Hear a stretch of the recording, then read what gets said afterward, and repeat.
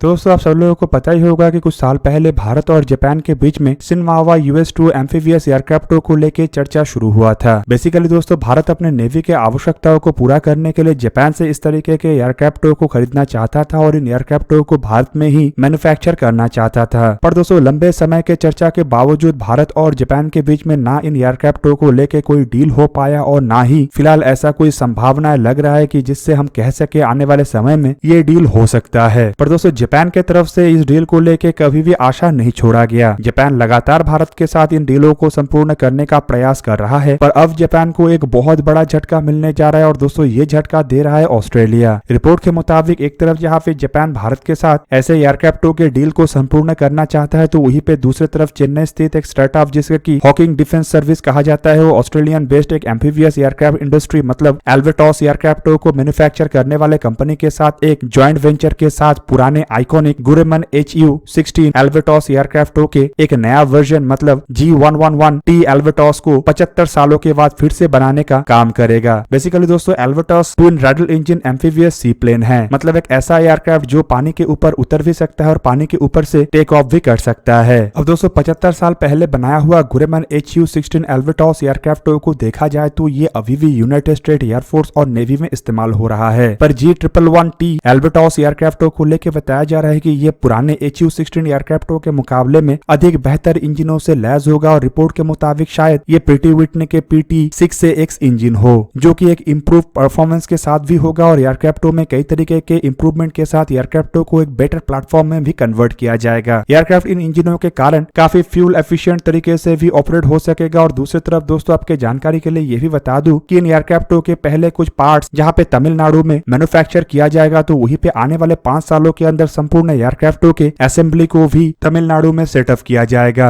अब दोस्तों ये जो एल्वेटॉस एयरक्राफ्ट है ये बेसिकली एक कॉमर्शियल एयरक्राफ्ट के रूप में बनाया जा रहा है, जो कि काफी बड़े संख्या के पैसेंजरों को कैरी कर सकता है। मतलब ये करीबन 28 पैसेंजर और 3 क्रू मेंबर को जहां पे कैरी कर सकेगा, तो वहीं पे इसके मिलिट्री इस्तेमाल का भी ऑप्शन है। आप सबके जानकारी के लिए बता दूं कि इस तरीके का एयरक्राफ्ट करीबन 4.5 टन पेलोड को लेकर उड़ान भर सकता है, जिसका सिंपल मतलब ये है कि इंडियन नेवी और इंडियन कोस्ट गार्ड इसे एक कार्गो प्लेन के रूप में भी अपने बेड़े में इस्तेमाल कर सकेगा। और खाली एल्वेटॉस एयरक्राफ्टों को एक कार्गो एयरक्राफ्टों के रूप में ही इस्तेमाल करने का संभावनाएं नहीं है, बल्कि इसे एक सर्च एंड रेस्क्यू एयरक्राफ्ट में भी कन्वर्ट किया जा सकता है, क्योंकि इसके जो मिशन कैपेबिलिटी है वो 12 घंटे का है। हालांकि एक्सटर्नल फ्यूल टैंक के साथ इस कैपेबिलिटी को बढ़ा के 20 घंटे तक किया जा सकता है। और एयरक्राफ्टों में कई तरीके के मिशन सिस्टम्स और सेंसर्स को भी लगाने का ऑप्शन है, जो कि कस्टमर के रिक्वायर के मुताबिक लगाया जा सकता है। दूसरी तरफ अगर शिनवावा US-2 एयरक्राफ्टों को देखा जाए तो इंडिया जापान के साथ बेसिकली 15 ऐसे एयरक्राफ्टों को खरीदने को लेके चर्चा कर रहा था, ताकि नेवी के द्वारा इन एयरक्राफ्टों का इस्तेमाल करके सर्च एंड रेस्क्यू के साथ साथ इंडिया के कई सारे आइलैंडों को भी एयरलाइन से जोड़ा जा सके। अब दोस्तों भारत में ऐसे कई सारे आइलैंड है जिसके ऊपर एयर स्ट्रिप बनाना संभव नहीं है, लेकिन स्ट्रेटेजिकली ये महत्वपूर्ण है। तो दोस्तों ऐसे आइलैंडों को अगर कनेक्टेड रखना है तो ऐसे एयरक्राफ्टों का आवश्यकता है। हालांकि 15 एयरक्राफ्टों के द्वारा ऐसे हजारों की संख्या के आइलैंडों को एकत्रित रूप में जोड़ के रखना संभव नहीं है, लेकिन इनिशियली 15 एयरक्राफ्टों के साथ ही इंडियन नेवी बढ़ना चाहता था। पर अब दोस्तों इस तरीके के एल्वेटॉस एयरक्राफ्ट अगर भारत में बनता है तो ये कॉमर्शियली भी इन आइलैंडों में रहने वाले लोगों को जहां पे संपूर्ण इंडिया के साथ जोड़ सकेगा। तो वहीं पे दूसरी तरफ अगर देखा जाए तो नेवी भी इन एयरक्राफ्टों का इस्तेमाल करके अपने आवश्यकताओं को पूरा कर सकेगा। हालांकि दोस्तों जो ये G111T एल्वेटॉस एयरक्राफ्टों को निर्माण करने का बात कहा जा रहा है, ये और US-2 जैसे एयरक्राफ्टों के बीच में डायरेक्टली कंपैरिजन तो नहीं बनता है, क्योंकि US-2 एयरक्राफ्टों को संपूर्ण रूप से मिलिट्री पर्पज में ही बनाया गया है। लेकिन अगर क्षमता को कंपेयर किया जाए तो आपके जानकारी के लिए बता दूं कि दोनों एयरक्राफ्टों के बीच का जो क्षमता है वो लगभग एक ही जैसा है। और दोस्तों एल्वेटॉस एयरक्राफ्टों के पुराने वर्जन मतलब HU-16 एयरक्राफ्ट असल में एक मिलिट्री एयरक्राफ्ट था, जिसका सिंपल मतलब यह है कि G111T एल्वेटॉस भी एक तरीके से मिलिट्री एयरक्राफ्टों में कन्वर्ट हो सकता है। दोस्तों आप लोगों को क्या लगता है कि दक्षिण भारत में स्थित ये जो स्टार्टअप है ये